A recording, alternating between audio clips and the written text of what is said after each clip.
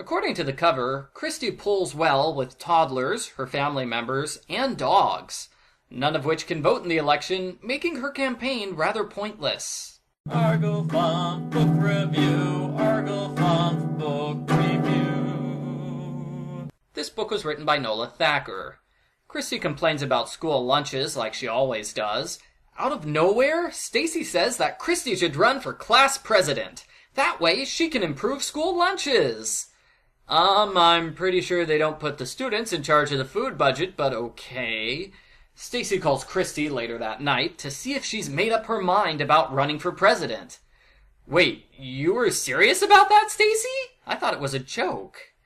At the next club meeting, the girls complain that the class play this year is Mary Poppins. How babyish! Do the teachers think they're little kids or something? Meanwhile, I'm remembering book 6 where Stacy says she watches Mary Poppins every single week. Continuity! Christy goes on a rant about the school play, and one of the girls says it sounds like she's making a speech. Well, politicians make speeches, so that settles it! Christy has to run for class president now! Hooray! Vote for Christy! Also, Mallory is running for 6th grade secretary, but we don't focus too much on that because she's Mallory. Our plot kid today is Jamie Newton. He's learning how to ride a bicycle for the first time. He cries and yells constantly. Like he screams because he doesn't want to keep going, and he screams because he doesn't want to stop. It's painful. The babysitters are forced to walk the bike while he's sitting on it, just so he'll scream slightly less. There are 3 other kids running for president. We've got Grace Blume, the super snob, and Pete Black, that nerd. Worst of all is Alan Gray. Christy thinks he's the most annoying person ever. I guess she forgot that she and Alan had a lot of cutesy phone calls together in the last book. Continuity! Alan is the class clown, and he treats the entire campaign like a joke. He also hits the girls for no reason. Like Christy is talking to Mallory when Alan sneaks up behind her and punches her in the back. What a jerk! That's not being a goofball, that's being mean. I have no idea why the teachers are letting him campaign. I would disqualify him outright. Jamie screams at Marianne for a chapter. He takes off his training wheels, even though he can't go 5 inches without screaming. Then he screams at Dawn for a chapter. Kids are so charming, aren't they? There are several candidate meetings. The vice principal... Ooh, they misspelled principal. The vice principal announces there will be a 2-hour fair for the students to meet all the candidates. 2 hours? There are only 4 candidates. What, it takes half an hour per person? Alan shows up to the candidate fair wearing balloons, and again, I have no idea why the teachers are letting him campaign. Grace impresses everyone with her expensive video camera, and she tries to insult Christy. Christy responds with this zinger. Grace, the best woman, the best candidate is going to win. So why don't you just go somewhere and get some more practice at being a loser? Ouch!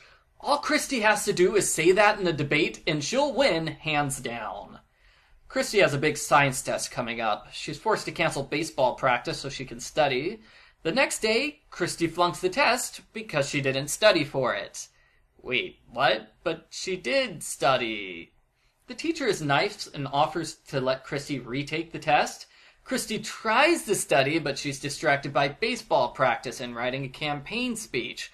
She pulls an all-nighter, but she ends up flunking the test a second time. Poor Christy. That's going to cost her the science club votes.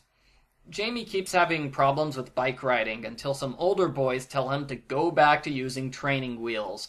He can't learn without training wheels, it's too difficult. He should only do one thing at a time. Christy realizes she's trying to do too much, just like Jamie.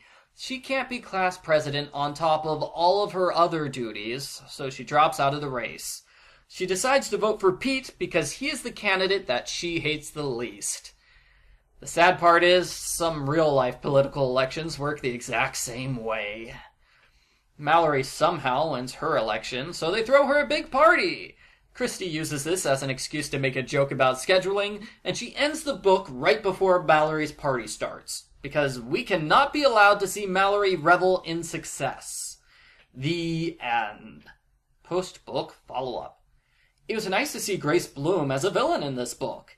You might remember Grace was introduced as the Babysitters Club main rival, but then her sidekick Cookie Mason took over as the lead villain, and Grace has mostly been completely forgotten until just now. She worked fine as a villain. I'm going to say Grace can be Christy's rival, and Cookie can be Mary Ann's rival. Over half of this book is babysitting. Most of the babysitting is about Jamie's bike, but we also see Christy babysit her family, the Cormans, and the baseball team. It gives a sense of how busy she is, but it makes the narrative seem less focused, if that makes sense. The subplot about Jamie was really bad. All he does is scream, and it was really obvious how the moral of Jamie's story would be the moral of Christy's story. The only thing I liked about Jamie's subplot was a cute joke where the baby talks to inanimate objects. Babies are cute.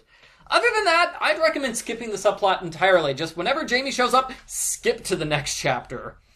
Overall, this struck me as an average book. The class president storyline is typical fare, but it was lifted up by funny jokes and good characterization.